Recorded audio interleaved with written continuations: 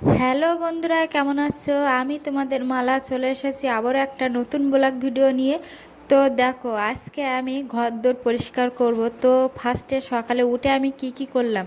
সকালে উঠে আমি রুটি করেছি, করে তারপরে চা বানিয়েছি।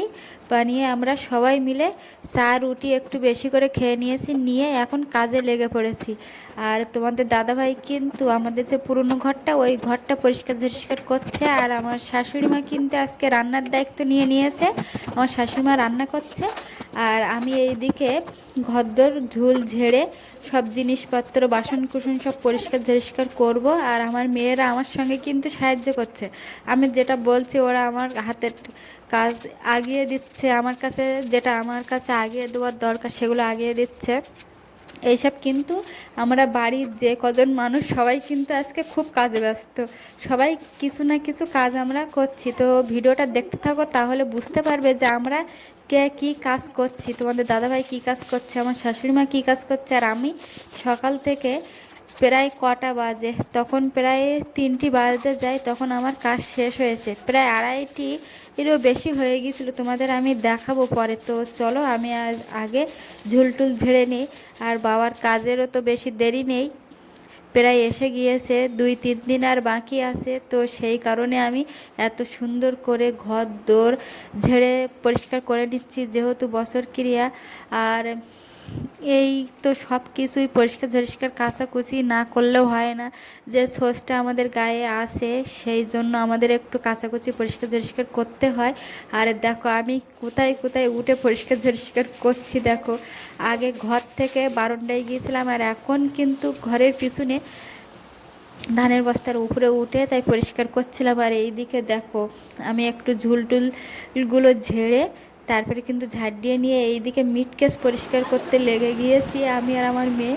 আর এই দেখো, থালা বাসনগুলি মেজে ধুয়ে কিন্তু দুই দিকে দুটো পাকা চালিয়ে দিয়েছিলাম, দিয়ে সেখানে রেখেছিলাম। আর এইদিকে কি অবস্থা দেখো, এই যে হিটার মেশিনটা, এর ভিতরে ইঁদুরে মানে কেটে মানে বাসা বেঁধেছে। আর আমার তো এদিক খুলছিলাম, আর ভয় লাগছিল, এর ভিতরে কিন্তু ইঁদুর আছে। তোমাদের দাদাভাই দেখে একটা লাঠি নিল, নিয়ে সোজা চলে যাচ্ছে আমতলার দিকে। যদি ইঁদুর ওখান থেকে বার হয় তা আমতলার দিকেই মারবে। তো সেই কারণে আমি ভয়তে ওটাকে দিয়ে চলে এসেছি ঘরের দিকে। তো দেখো, এই রকমভাবে কোনো জিনিস আমি আর ঘরে রাখতে পারছি না। এসব থালা বাসন আগলা না করে রাখলে এও কিন্তু যে জিনিসটা দিয়ে ঢাকবো সে জিনিসটা কেটে নষ্ট করে ফেলবে। ওই জন্য সব আগলা করে রেখে রেখে, জানেন তো বন্ধুরা, এতে সব ধুলো পড়ছে আর ময়লা হয়ে যাচ্ছে। আর সেই কারণে একটু মুছে ধুয়ে নিলাম আবার। তো যতদিন না উপরের যে থাকাটার ওখানে দরজা সিস্টেমগুলো না হবে, ততদিন এরম করে একটু দগ্ধ হতে হবে। তো এইগুলো আমার মানে আমিষ থালা বাসন। আর এইদিকে দেখো, একটা সাপও বার হয়েছে এমন টাইমে। তো দেখো, রাস্তার ওই সাইড দিয়ে কিন্তু আসছে সাপটা। আর আমাদের এই দিকটায় এই সাপগুলোই কিন্তু বেশি দেখা যায়, এটা হচ্ছে ডানা সাপ। তো দেখো বন্ধুরা, কত বড় সাপটা।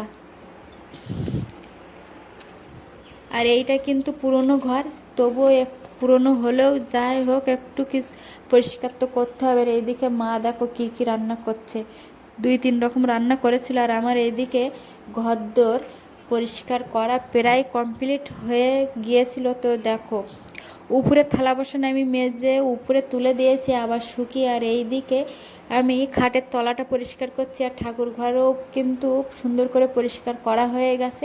এবার কিন্তু আমি মুছে নিচ্ছি, যেহেতু ঘরের ঝুল ঝাড়া হয়েছে, তো সেই কারণে মুছতেই তো অবশ্যই হবে। আর জানলার পর্দা দরজার পর্দা সব কিছু কিন্তু কেচে দিয়েছিলাম আগের দিন। আর এদিকে বোতল আর কুটনো কাটনা দেখো সব নিয়ে আমি বসে পড়েছি। আর এদিকে বৃষ্টিও চলে যাচ্ছে, এমন ঝমঝমিয়ে বৃষ্টি যাচ্ছে, কিছু করার নেই। আর এইদিকে তোমাদের দাদাভাই দেখো কী কাজ করছে, যে এখানে প্যান্ডেলটা হবে তার জন্য ওই রকমই তোমাদের দাদাভাই সমস্ত দিকে ভেড়িগুলো দিয়ে দিচ্ছিলো। তো দেখো, স্নান করে আমি উঠে এসেছি, আর এখন ঘড়িতে কটা বাজে তোমাদের দেখাবো।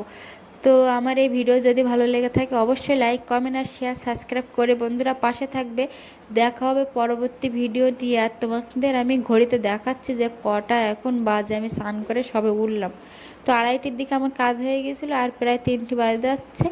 এখন আমার পুরুষ ঘরদোর গুছিয়ে দেখো কত সুন্দর পরিষ্কার